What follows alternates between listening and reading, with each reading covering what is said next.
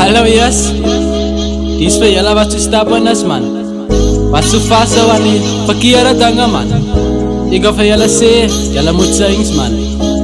Nou dis maar vir julle die number change, represented by FIM baby.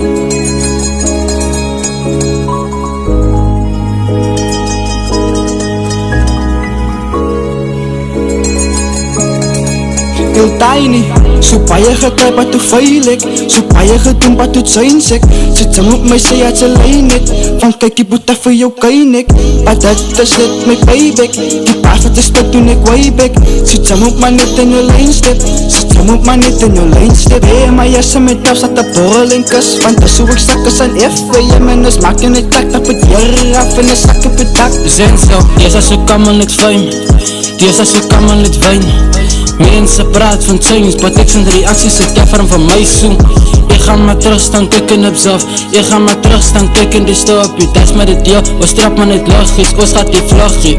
Ons gaat die vluggie, change is die grootie, is the small things that matter. Sy wil die change, dit is die kaimie, laat ek jou wees hoe, die is die way. Die is die way hoe, maar baie mense vind het baie zwaar om te change bro. Niggas maak sy moves, sy na maak maar hulle follow en na ander mense kak op YouTube, gaan me op Insta en wat is stories op Facebook. Niggas don't even kyk die eie lines bro. Hulle is te bizar, ben hulle nie stubborn en my bizar, het is Scooby-Doo shit.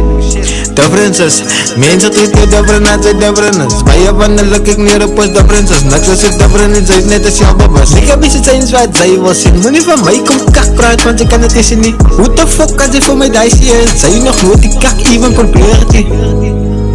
King Kai, Kairo, FIM.